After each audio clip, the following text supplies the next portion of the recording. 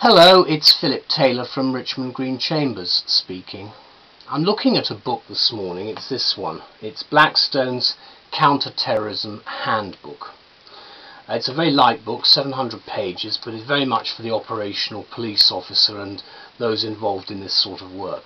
I've given it a title on Flickr, which is here, and the title is An Ideal Practical Resource for Police Officers. And it's also a sad but fascinating reading for us all. Now, I've written this review with my wife Elizabeth Taylor as part of Richmond Green Chambers book reviews. You will see the review. It has a huge amount of detail in it. There's never any room for any doubt, but the one thing I will draw your attention to are the very useful points to note which are here, which I know the editors are very pleased with, and they say that that is something the police find extremely helpful. Let me talk about the review then in some detail. What we're saying here is that few books are more aptly named than the Counter-Terrorism Handbook. It's unique, but what it's fighting is unique in its own way, with modern technology being at the forefront. This is small enough almost for your pocket, and encased in sort of a nice little plasticky cover, very sturdy and very useful, obviously, for all weather conditions.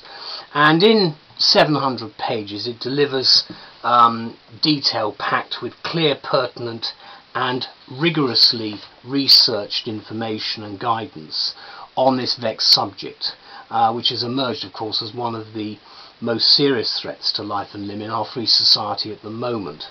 And this is very much similar to the stuff I used in the army. It's designed to provide all police officers, practitioners and so forth with an operational guide to anti-terrorism legislation. And this is the first volume, as I understand it, of its kind, aimed specifically at the police and their counter-terrorism training needs. And it's very much in the style of military notepads, as I've indicated, which I used many more years ago than I care to remember.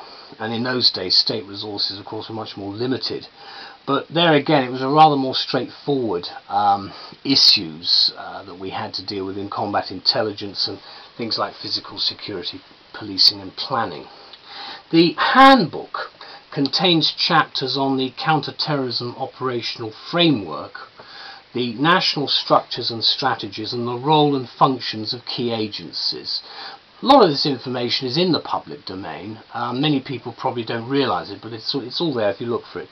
The legislative section is compiled by the Police National Legal Database, the PNLD, and focuses on police powers, procedures and terrorism offences. And when we met the authors at the book launch, the USP emphasis, as I understood it, of the handbook rests with the excellent points to note which I referred to earlier. They're relatively short, but they're excellent because they go straight to the issue. And also the case studies, which give that blend of field support, which is clearly so well needed to police this area of crime today.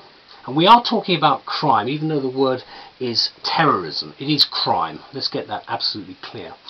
Lord Carlisle, who in 2001 became the independent reviewer of terrorism legislation, is still doing the task regularly in the newspapers explaining things, says in the foreword that the highly experienced authors of the excellent book here have drawn together the body of counter-terrorism legislation in a form accessible to all stakeholders. Very much 21st century speak here, but you see what we're talking about. This handbook, which he describes as being designed for police officers, will undoubtedly attract attention and interest from a much wider readership, including ministers, civil servants and lawyers, and all aspects of the security services activity, from the interested to the professional. Carlisle draws particular attention to the extensive use of case studies, the what really happened when challenge of the terrorism landscape, and as such it's an invaluable and certainly crystal clear training resource for specialists and non-specialist officers alike. And that's one of the benefits, I think. It does have across the board multi-purpose about it. Carlisle's particular concern, however, is one which we suggest the majority of the British people share and wholeheartedly endorse, when he says that terrorism law should be used only for terrorism purposes. How right he is, and we know where it hasn't followed this road. He continues saying that every step outside those purposes provides terrorists with an argument, and that unfortunately is true. All in authority, therefore, he suggests, are required never to forget that such laws are a step outside the norms of criminal justice legislation, and that's the sort of direction we're going in. Such expedients as stop and search, cordoning off specific areas, we've heard the word kettling used recently with the G20, accessing details of a bank account and so forth, should be used with the utmost caution. Misused or abused, they and similar measures can escalate into serious infringements of cherished, hard-won freedoms within a democracy, and that's where the balance comes in. Consider, for example, a controversial proposal to introduce compulsory ID cards, now allegedly discarded, which of course 2 out of our 3 mainstream political parties have opposed until the government's presumed capitulation in the summer of 2009. Generally citing grounds, of course, that ID cards, traditionally the tool of traditional police states, are a major threat to personal freedom and a very minor threat to the determined terrorist. So just to digress and end, it reminds us of a quote from Benjamin Franklin, which appeared in the Times Letters page a couple of years ago, to the effect that those who would sacrifice freedom for safety deserve neither freedom nor safety.